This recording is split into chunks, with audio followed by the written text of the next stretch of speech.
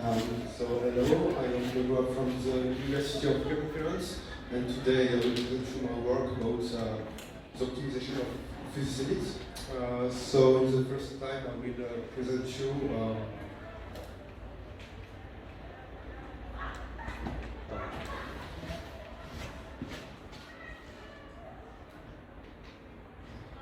So in the first time I will introduce the subjects. After I will present you my work and results. So I'm working on a answer 5 classification model. The aim is to grouping objects of the dataset into clusters based on the similarity. So I like to take this example for explain the process. You have vehicles and you want to group it in 3 clusters. And you can see the 2 attributes, the ability to fly and the ability to navigate. And you clearly have 3 clusters, plane, boat, and other. So yeah, it's very classified object. We are working with a model named physics limits. So maybe you know about it. We have the data X with n objects, p attributes, and we want to partition in C clusters. So we want to have fuzzy partitions. Fuzzy partitions is we want to evaluate the membership degree of every object in every clusters. It's not hard but fuzzy, and it's a way to take into the uncertainty of defining the data. And in physics model, the clusters are represented by centroids, gravity centers V, and for evaluating the similarity between centroid clusters and objects, we use distance.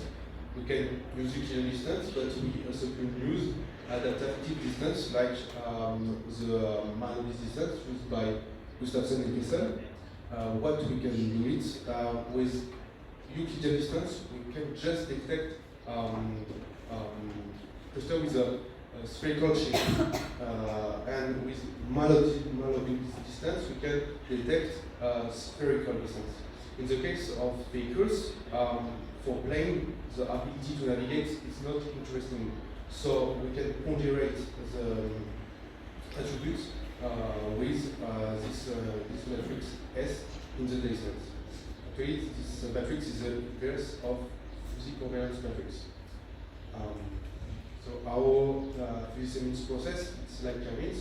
We have data and we start to have a randomization of centroids. We calculate assignment with the distance, like I told you. We calculate take the gravity centers with power section formula. And after we update also the distance, and we repeat it until we have the stability of the partition or centroid. Beyond this process, we have the minimization of this function is the internal distance of every object to every clusters. So we want to have a homogeneous group. Membership degrees U are actually a probability, so it should be between 0 and 1, and the sum of probability equal 1. So it's two constraints. So here in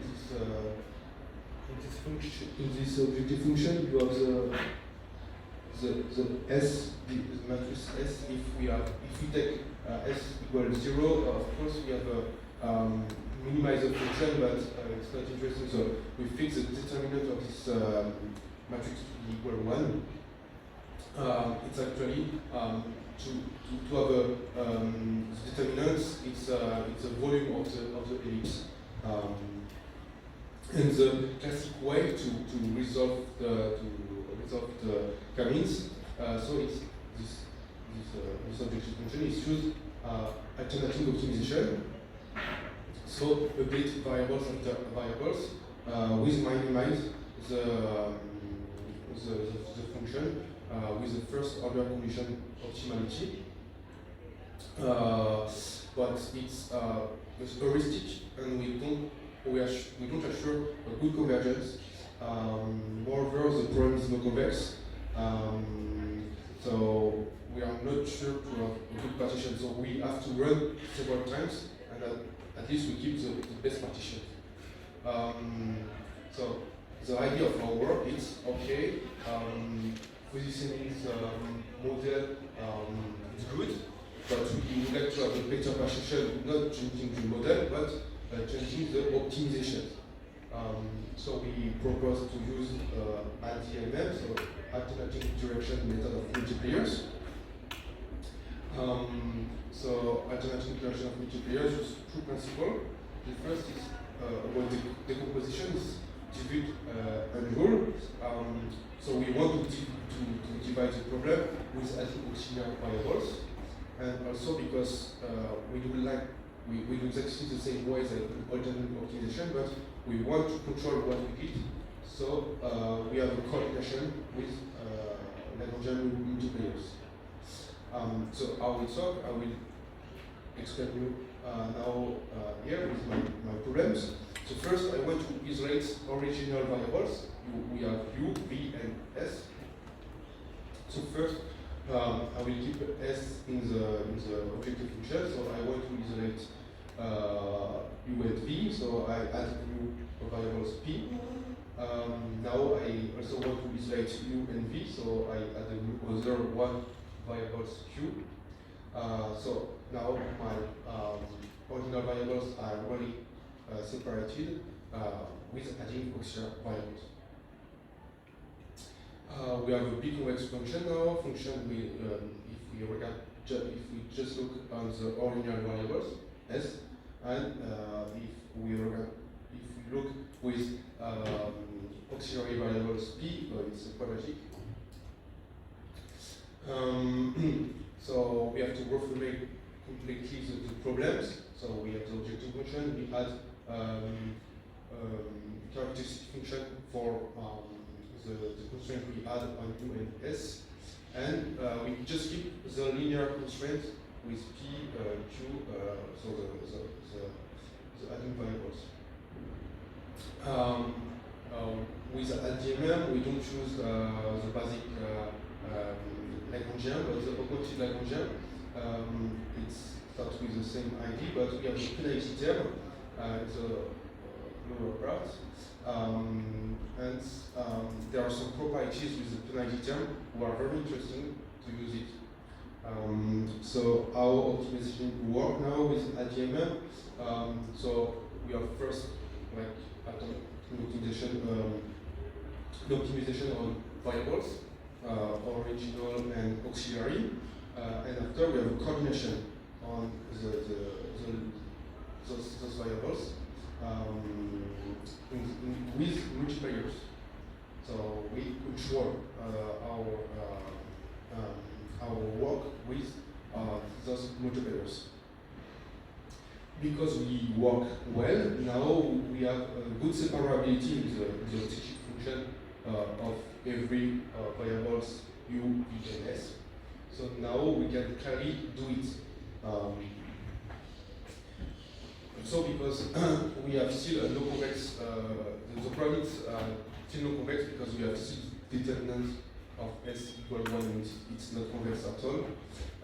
So in the literature they propose to have a linear loop in order to assure a minimization of the augmented Lagrangian before have the coordination. So to resume the method, I will take the algorithm. So I present already the alternate optimization algorithm. At the end, it's very close because we have still the optimization of original variables u, v, and s, but we add auxiliary variables p and q. We have a linear loop. We have a linear loop here before our coordination, and we do it until we have a stability. The point is interesting to say that we can have a random initialization, but we could also use the Euclidean versions of AGMM because we have a very good now. The problem is we still have a no-convex problem with the determinant equal 1, but if we use the Euclidean distance, we forget constraint on S, so we have a clearly convex problem. So it's very good.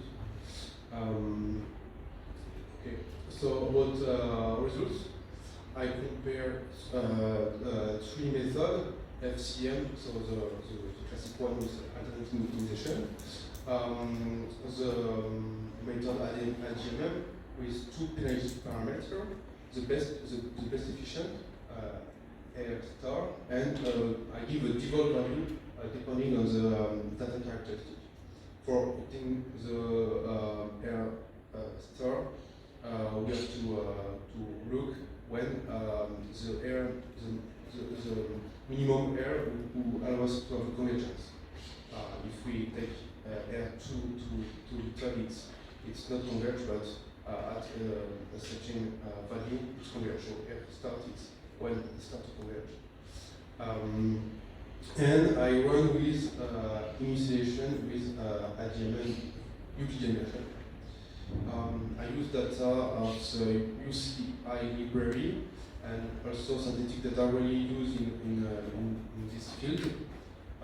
And for evaluating algorithms, I took a partition quantity score array because those data are labeled. We can compare labeled partition we have in those data and the partition we obtain. If they are same, the score is equal 1, and if they are clearly opposite, it's equal 0.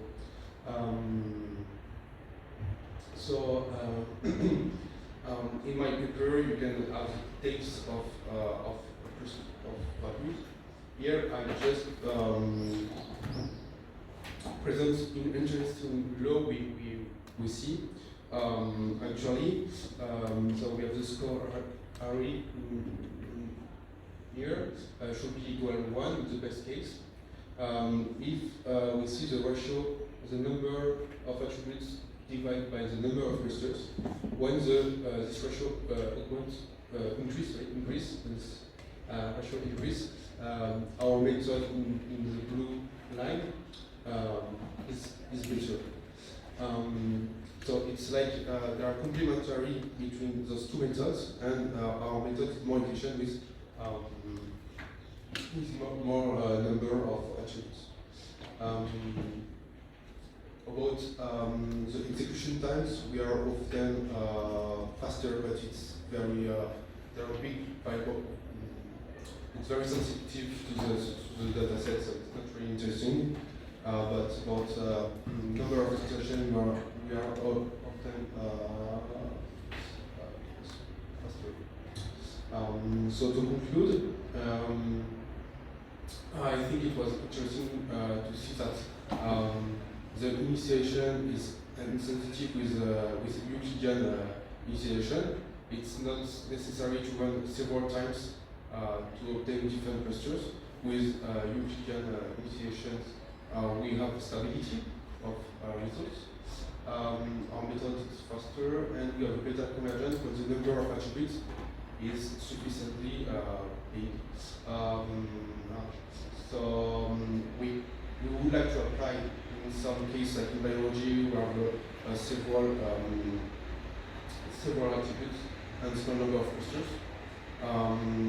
So it's interesting. The way to our idea it was to keep the good constraint models, to try to optimize those models.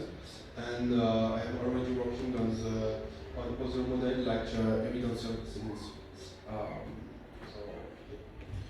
Thank you for your attention, and on my website you can find the paper and